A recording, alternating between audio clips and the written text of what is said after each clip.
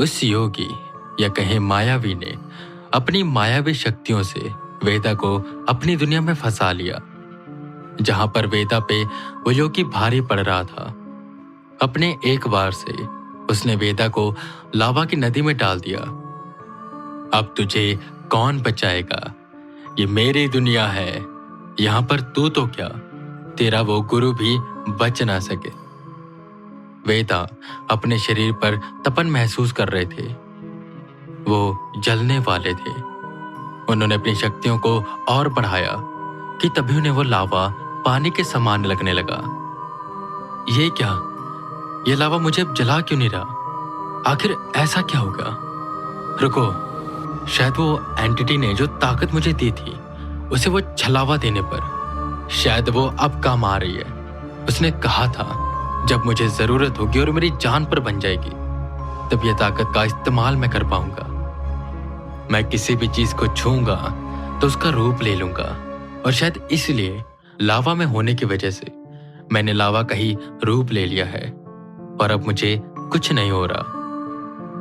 वहीं बाहर वो योगी अपनी जीत का जश्न मना रहा था कि वेदा को लावा से बाहर निकलते वो देखकर बिल्कुल हैरान हो गया। ये कैसे हुआ? तुझसे बाहर कैसे निकल गया? ये नामुमकिन है। वो एक लावा है। उस लावा में जाने के बाद तुझे कुछ क्यों नहीं हुआ? मैं तो ये समझ ही नहीं पा रहा हूं। क्या छल किया तूने?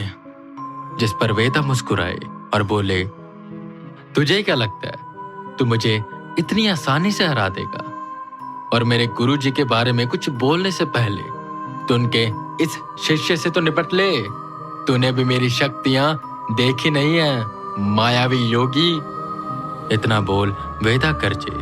उनकी आंखें पूरी सफेद होकर चमकने लगी और उनकी शक्तियां बढ़ गई। वो हवा में उड़ने लगे और उनका वो टैटू तेजी से चमकने लगा। अब वेदा और उस योगी में टक्कर की लड़ाई शुरू हुई, जहां पर वेदा उस एंटिटी के द्वारा दिए हर शक्ति का उपयोग कर रहे थे। शारीरिक रूप से वो इतने ताकतवर हो गए थे कि वो उस योगी को उठाकर दूर फेंक रहे थे, और ये इस वजह से हो रहा था क्योंकि उन्होंने उस स्पिरिट की ताकत को अब्सॉर्ब किया था जो आत्माओं को खाती थी। वहीं उस बड़े सफेद पक्षी की ताकत भी उस योगी को टक्कर देने में मदद कर रही थी। आसान नहीं है वेदांत, मुझे हराना इतना आसान नहीं है। तूने भी मेरा पूर्ण रूप नहीं देखा। रुक, तुझे मैं अभी बताता हूं। इतना बोल वो योगी अपने असली रूप में आया, जहां उसका शरीर फूलने लगा। उसके कानों में बड़ी बड़ी बालियां आ गई और गले में काले रंग के मोतियों की माला, हाथों में मोटे मोटे कड़े और आंखें पूरी लाल हो गई। वो किसी दैत्य की तरह लग रहा था। उसने पूरी ताकत से वेदा पर हमला किया। वेदा 2 कदम पीछे हुए। वो जोर जोर से हंसने लगा।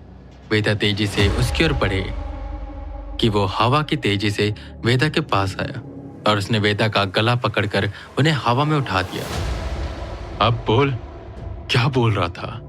अब तू मेरी पूर्ण शक्तियां देखेगा। तू मुझसे नहीं जीत सकता।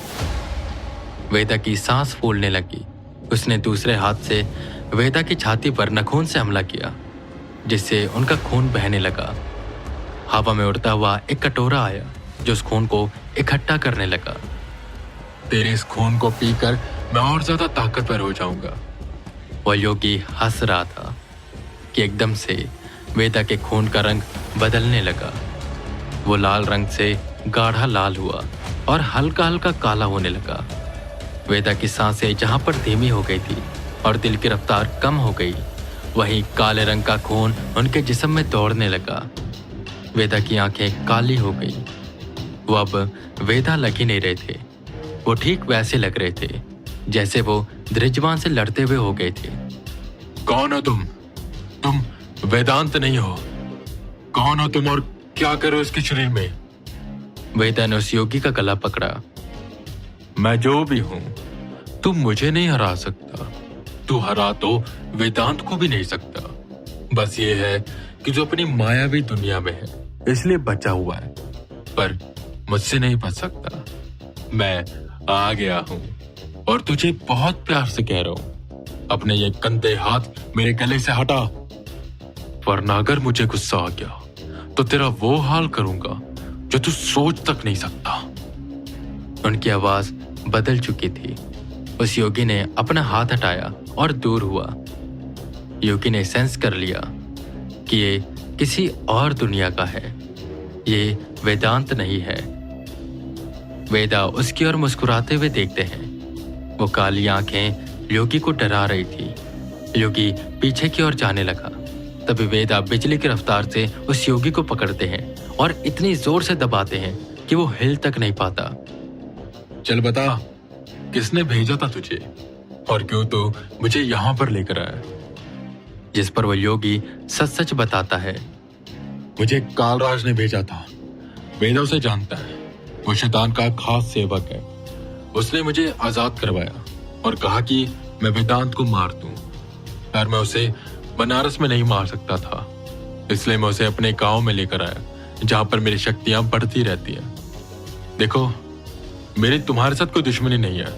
मुझे छोड़ दो, मैं वेदांत को बाहर भेज दूंगा और हमेशा मैं इसी दुनिया में रहूंगा, कभी बाहर नहीं आऊंगा। वेदा ने उसे छोड़ा। योगी ने जमीन पर लाठी मारी, जिससे वेदा सीधा उसी खंडर मंदिर में जाकर गिरे और नीचे गिरते ही उन्हें होश आया। मैं यहां पर कैसे आ गया और ये मेरे शरीर के साथ? इतनी देर में उन्हें उल्टी आने लगी और उनके मुंह से कुछ काले रंग का तरल पदार्थ गिरने लगा। वेदा ये देख बिल्कुल डर गए। ये जरूर उस इंजेक्शन की वजह से हो रहा। आखिर क्या था उस इंजेक्शन में? और मुझे अब याद आया, जैसे धीरजवान को मारते समय मुझे महसूस हो रहा था, ठीक वैसे मुझे अब महसूस हो रहा है। मेरे शरीर पर किसी ने कब्जा कर लिया है। मुझे कुछ याद क्यों नहीं आ रहा ढंग से? कौन है ये? इसका जवाब तो मुझे प्रेसिडेंट और वाइस प्रेसिडेंट ही देंगे। इतना बोल वेदा उठे और बढ़ने लगे गांव की ओर, जहां पर सब लोग खड़े थे और आपस में बातें कर रहे थे। वेदा को देख वो उनकी ओर भागते हुए आए और बोले, वेदांत जी, आप ठीक तो है ना? उस मंदिर से हमें काफी अजीब अजीब आवाजें आ रही थी। आप भी वहीं से आ रहे हैं, कुछ हुआ तो नहीं ना? सब ठीक है? जिस पर वेदा ने कहा, आप सबको अब डरने की जरूरत नहीं है। वो जो भी आत्मा थी, मैंने उसे हमेशा के लिए कैद कर दिया। और एक बुरी खबर है, नेत्राम मर चुका है। मैं अब जा रहा हूं, पर मेरी एक गुजारिश है, अपने गांव में मंदिर बनवाओ। जरूरी नहीं है कि तुम इस खंडर मंदिर में ही जाओ। मैं समझता हूं कि वहां पर जानवर हैं, तो खतरा है वहां पर तुम एक मंदिर यहां पर बनवा सकते हो, अपने गांव के बीच में, और हमेशा वहां पर पूजा करना। कभी भी कुछ नहीं होगा। और हाँ, सब पेड़ आपकी रक्षा करते हैं, तो कभी भी पेड़ों को काटना मत, ठीक है? और ना ही किसी को काटने देना। इतना बोल वेदा मुखिया जी के घर में जाते और अपना सामान उठाकर रात के 3 बजे ही उस गांव से निकल जाते। वो काफी जल्दी में थे और बहुत परेशान थे, और परेशानी वाली बात ही थी, वेदा के शरीर में कोई है जिसके बारे में उन्हें कुछ भी नहीं पता। और ये सब हुआ था उस इंजेक्शन को लगाने की वजह से। और इसका जवाब लेने के लिए उन्हें WWH में जाना पड़ेगा और सीधा मिलना पड़ेगा प्रेसिडेंट से, जहां पर गांव वाले खुशियां मनाने में लगे हुए थे उस आत्मा के जाने पर। वहीं परेशान वेदा बढ़ रहे थे दिल्ली की ओर।